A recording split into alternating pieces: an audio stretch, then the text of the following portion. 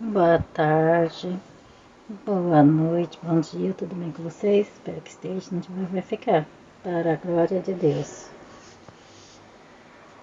Está lendo aqui mais uma palavra para nosso aprendizado. A igreja em Antioquia era rica em líderes, pois nela havia profetas e tutores, a saber, Bernabé, Simeão,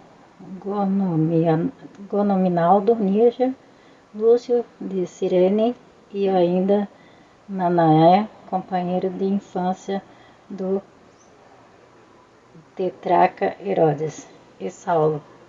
Ali foi o ponto da partida de Paulo para a extraordinária obra de plantas igreja entre os gentios, juntamente com Barnabé, sob o jejum e oração e exposição de mão. Ele foi enviado ao vasto campo do mundo gentílico para pregar o evangelho e plantar igrejas. Paulo e Barnabé pregaram em Chipre. Neste lugar o apóstolo desmarcarou feiticeiro Elimar, o encantador, e ganhou o procônsul para Cristo. Mais adiante pregou na sinagoga de Antioquia de Pisidia, onde os judeus lhe fizeram oposição, e, ao mesmo tempo, os gentios alegraram-se, creram, e o Espírito Santo se fez presente ali. O mesmo aconteceu em Icônio, Listra, Derbe. Ora, no trabalho de evangelização e implantação de igrejas há muito desafio. Uns recebem a palavra, outros rejeitam, outros ainda zombam. O trabalho de implantação da igreja não é fácil, mas o Espírito Santo opera, fala aos corações e dá o crescimento à obra. Depois do Concílio de Jerusalém, Paulo visitou igrejas já plantadas a partir das regiões do Oriente para o Ocidente, envolvendo a Ásia e a Europa. De fato, nessa segunda viagem houve uma mudança de rumo sob a direção do Espírito Santo, quando ele teve a visão de um macedônio que dizia: "Passa a Macedônia e ajuda-nos." Paulo empreendeu uma viagem que incluía Derbe, Listra e Troas e Filipos, de Tessalônica, Bereia e Atenas e Corinto, Éfeso e outras cidades foram alcançadas pelo impeto evangélico do apóstolo e inúmeras igrejas foram plantadas. Quando estamos na dependência do Espírito Santo, temos uma visão ampliada acerca do reino de Deus. Como vemos em Paulo, um plantador de igrejas deve estar consciente do chamado divino em sua vida. Deus nos chama a confirma esse chamado no corpo de Cristo. Na vida de Paulo, tudo começou no caminho para Damasco. Esse começo tornou-se um elemento motivado no ministério do apóstolo.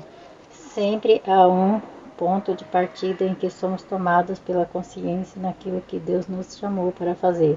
Essa consciência do chamado é um fato motivacional que nos faz enfrentar o desafio diante de nós. Deus ainda chama. O apóstolo foi experimentado no deserto da Arábia para forjar o nosso caráter. Muitas vezes Deus nos leva ao deserto da vida para falar ao nosso coração. Ali somos capacitados por Deus para topar contra os grandes desafios na missão de pregar o Evangelho e plantar a igreja. O Senhor trabalha em nosso temperamento, caráter e personalidade. As experiências que passamos ao longo da vida podem ser oportunidade de Deus para forjar o nosso caráter. Toda a estratégia de um plantador de igreja deve levar em conta a Sagrada Escritura. Nas Escrituras vemos que igreja local é um lugar onde devemos ter um relacionamento pessoal com Deus, onde há amor pelo pecador, onde há batismo no Espírito Santo, para o exercício do serviço profusão dos dons espirituais, ministeriais e de serviço.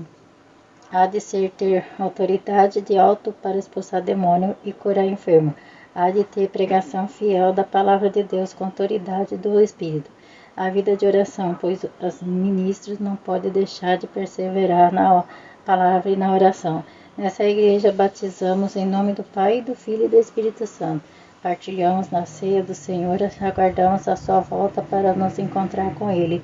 Não podemos perder de vista que nós plantamos, mas é Deus que dá o crescimento e aprova a obra. Glória a Deus, aleluia. Deus poderoso, grande Deus. Pai amado. Esta palavra ela se encontra em 1 Coríntios, capítulo 3, versículo 6, que diz assim: Eu plantei, Apolo regou, mas Deus deu o crescimento. Glória a Deus, aleluia.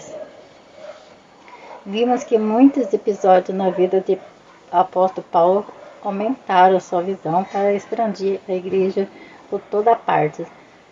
É vontade de Deus que vidas sejam chamadas por Ele para se tornarem plantadoras de igreja. Pessoas que amem e proclamam a palavra de Deus, para que não acontece, para quem não a conhece, e forma a igreja local que glorifique a Deus e viva a fé com fidelidade ao nosso Senhor. Glória a Deus, aleluia. Deus poderoso, grande Deus. Deus, Ele quer que a gente convida as pessoas para ir para a igreja, né? Que muitas pessoas vão para a igreja, depois é aberta mais a igreja é aberta em vários lugares, a bar que era bar, depois virou igreja. E assim a gente vai viver no Evangelho de Cristo. Oremos. Pai amado, Pai misericordioso, grande Deus, eu oro assim, Deus, por essa pessoa, Senhor Deus, meu Pai, que diz que não tem chamado na vida dela, meu Pai, que o Senhor não chamou, mas o Senhor chamou todos, meu Pai. Pai, mais uns, meu Pai, até que aceita o chamado, outros não aceitam. Por isso, muitos são, meu Pai, escolhidos. Muitos são, meu Pai, chamados, mas poucos são escolhidos. Pai amado, Pai misericordioso, por meu Pai, por essas pessoas não querer, Senhor Deus, um encontro contigo, não querer estar na tua casa, então acaba não sendo, meu Pai, escolhido, mas são chamados, todo tem um chamado, Senhor Deus, meu Pai, para estar na tua obra, para estar na tua casa, mas não fico, meu Pai, porque, meu Pai, eles deixam o teu caminho, eles não querem saber de fazer as coisas certas. Então, Senhor, escolhe pouco, Senhor Deus, para a tua obra, aqueles que estão com o coração no Senhor, aqueles que estão te adorando em espírito de verdade. Pai amado, Pai misericordioso, abençoa essas pessoas, ajuda elas, meu Pai, a fazer, Senhor Deus, discípulo, a andar, Senhor Deus, para conseguir, Senhor Deus, meu Pai, ter uma vida contigo, Pai, uma vida de oração, de jejum. Oh, Pai, a vida de fidelidade, Senhor Deus, meu Pai, de caráter que vem de Ti. Pai, é o que eu te peço e agradeço, em nome de Jesus. Fique todos na paz do Senhor Jesus.